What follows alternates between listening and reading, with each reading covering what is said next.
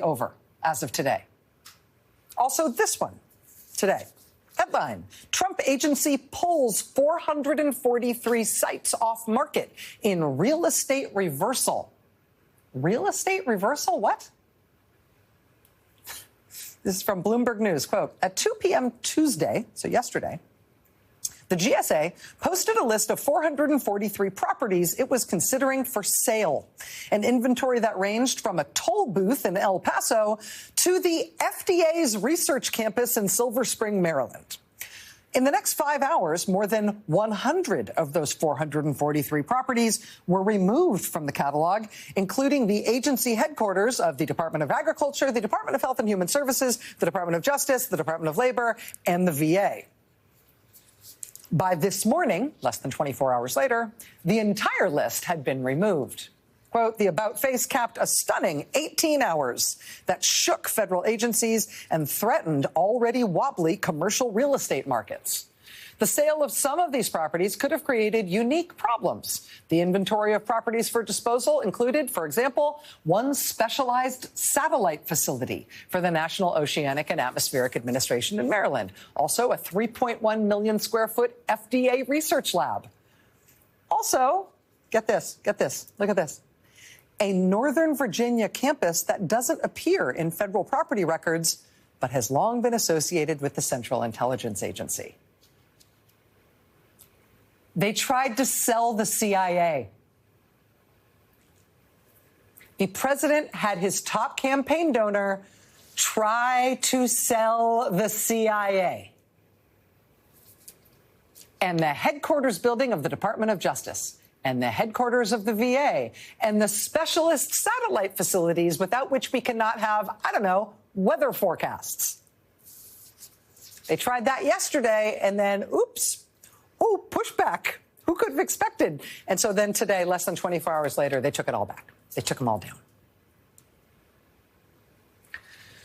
Trump tried to fire the chief of the Merit Systems Protection Board. A court ordered her reinstated.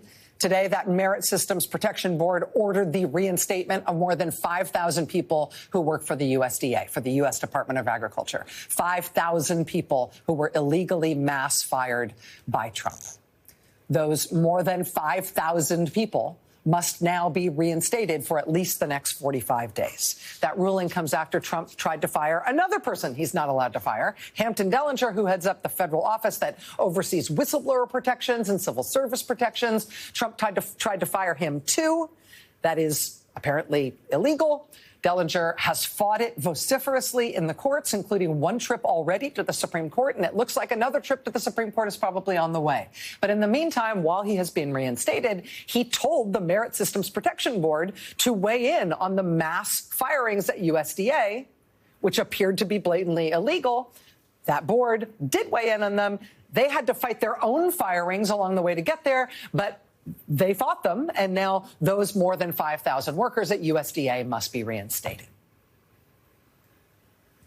A ruling by a federal judge in California on the illegality of mass firings carried out by Trump's Office of Personnel Management.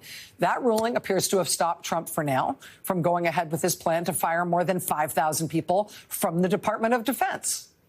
Quote, the Pentagon's planned firing of 5,400 employees has been temporarily delayed after a federal court decision blocking such dismissals. Same thing at the National Science Foundation.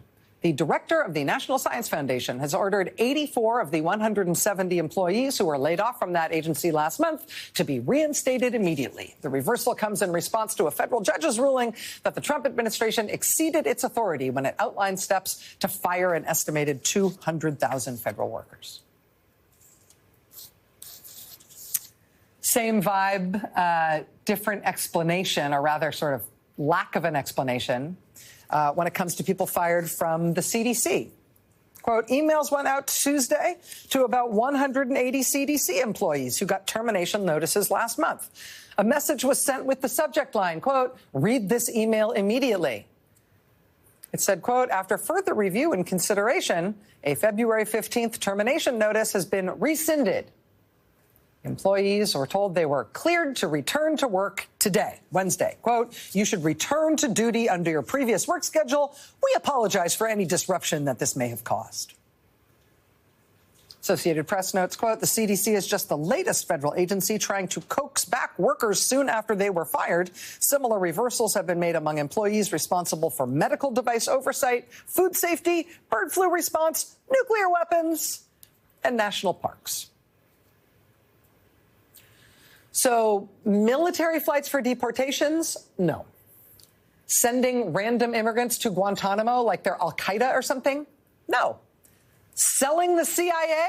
No. And the Justice Department and the VA and every other federal building they can find in the phone book? No. Firing the guy who's in charge of whistleblowers? No. Firing the Merit Systems Protection Board? No. Firing 5,000 people at USDA? No. The firings at the National Science Foundation and the CDC and the fricking Pentagon? No. No. Not all of them, at least. Not as many as can be stopped. And then there was today at the United States Supreme Court an unsigned, mealy-mouthed, mild-mannered, seemingly deliberately obtuse and confusing little ruling from the United States Supreme Court. That I mentioned it was unsigned, but it nevertheless did brush Trump back. Supreme Court today allowed to stand that court ruling we covered here last week in which Trump was ordered to restart foreign aid funding that was approved by law that he had nevertheless illegally stopped. That federal judge had ordered Trump to restart that funding. Trump had not done it despite the judge's order. Then last week on Wednesday, that judge issued a motion to enforce to compel the government to actually follow his order and restart that funding. And that deadline for them to restart that funding was Thursday at midnight. Thursday, just before midnight, Trump rushed to the Supreme Court to try to get them to rescue him from that deadline. And they did say they would consider it. They considered it Friday midday. And then they sat on it Friday night, Saturday night, Sunday night, Monday night, Tuesday night. Who knows? Maybe they were waiting till Trump did his State of the Union thing last night. But then this morning, after the State of the Union, they slid this thing under the door. An unsigned, as I say, mealy-mouthed, mild-mannered little court order that nevertheless does require Donald Trump to start that funding. He cannot blow that judge off.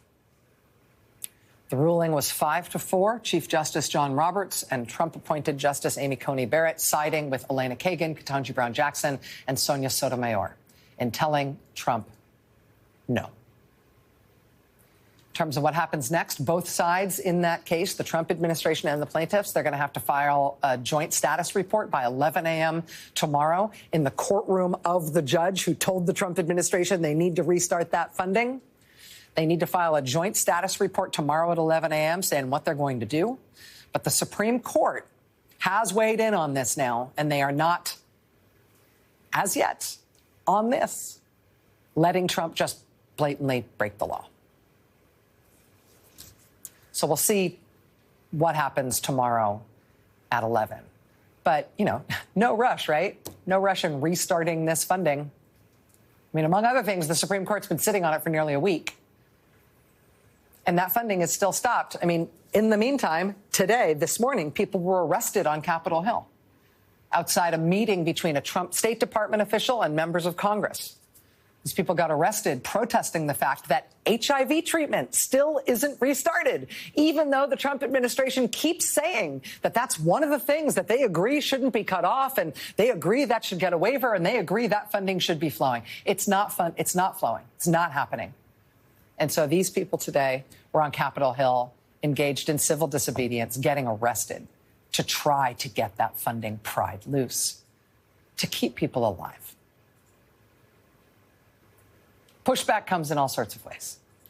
Lawsuits, court orders, individual officials refusing to go quietly and fighting personally as high as they possibly can to keep standing the systems and protections inside our government that are supposed to protect us and protect the American government from arbitrary and corrupt lawless action.